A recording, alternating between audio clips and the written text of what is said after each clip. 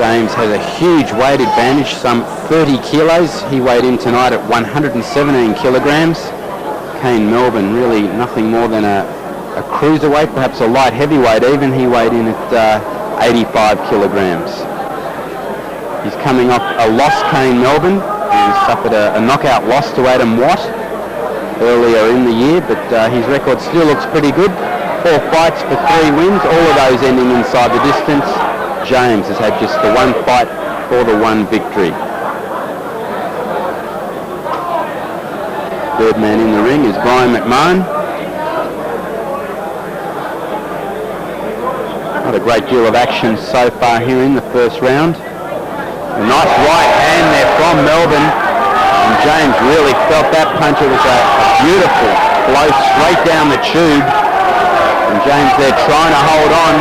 Brian McMahon just stepping between the fighters, giving Melbourne a bit of a warning there for holding and hitting, but really it was James doing the holding. He was nailed with that right hand. Melbourne is a good puncher, but giving away a huge amount in weight tonight. Melbourne circling around the ring, trying to create angles for himself. Needs to pump out that jab a little bit more, throw the right hand. You see there James keeping his left very low, which makes him an open target for the right, and as he swallows another 2 punches there from Caine Melbourne.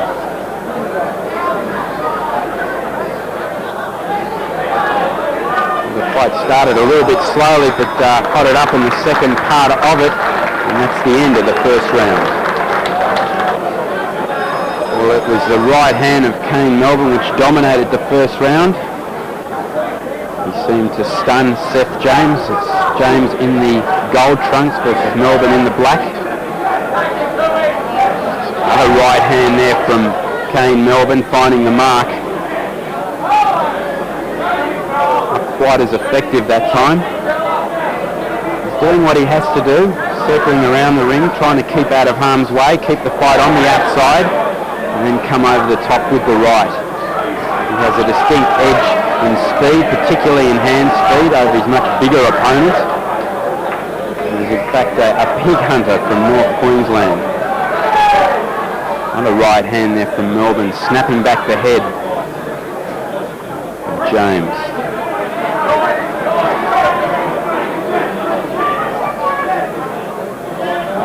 And he's really just pushing with that right hand, not snapping out with it.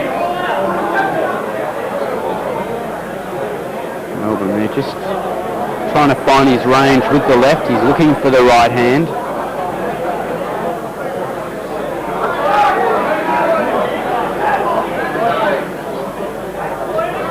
Good defensive work there from the bigger man, covering up well.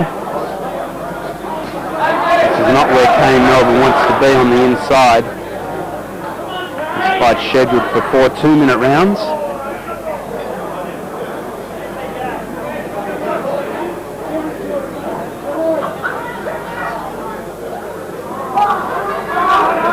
Dancing around the ring there, throwing the combination, looking for the right uppercut. Every now and again he explodes. Hasn't been as effective here in the second round.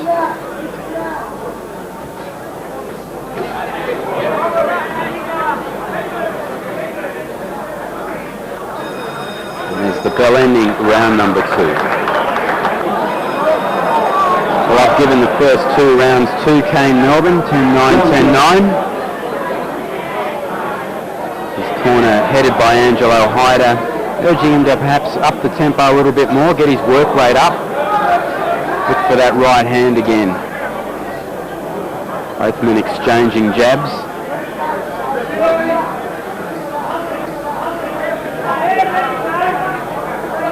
I'd like to see Melbourne pump out that jab a little bit more, set up the right hand. Good evasive tactics there. Another right hand, not a flush blow. That was a better right hand there from Melbourne. So as I said earlier in the fight, a huge weight advantage to Seth James, so he's able to absorb a lot of the power of those punches. Caine Melbourne did take this fight on late notice. The original opponent was Mark Hunter.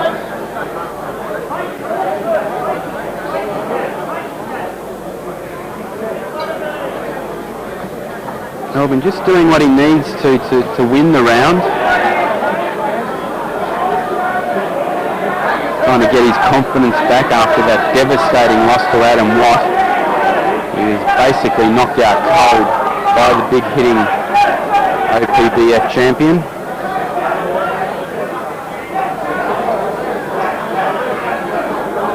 James covering up better here in the second and now into the third round.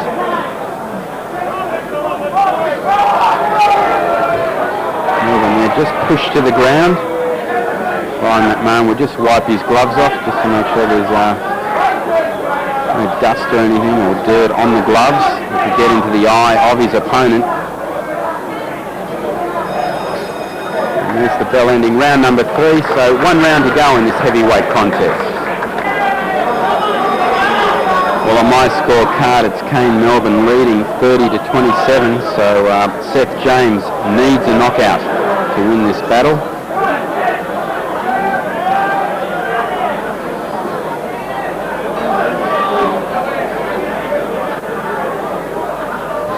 Melbourne's had his moments. He's tended to back away quite a bit, but in doing so he hasn't really proven all that effective with the jab, which is obviously something he still needs to work on. He's only had 4 professional fights, so still very much in the learning process.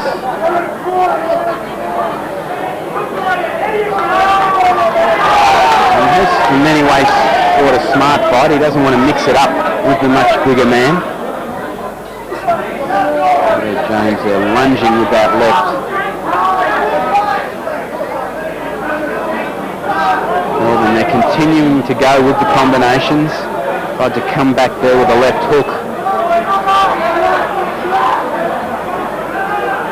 Apart from one big right hand in the second minute of the first round, it hasn't been a great deal of effective punching from Caine Melbourne. And they're perhaps having his best moments of the contest.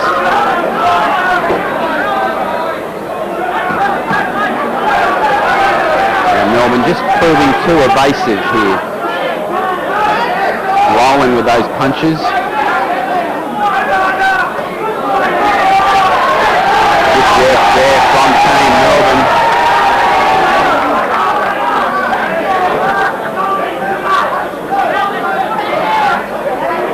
The face of Seth James reddening up. He just hasn't been able to cut the ring off at all. Full credit to the foot speed of Caine Melbourne. And there's the bell ending the contest, this heavyweight battle. And we'll have to wait to see how the 3 judges at ringside saw it. Caine Melbourne, and we have a decision, the unanimous points decision. Derek Millen scored at 37 to 40.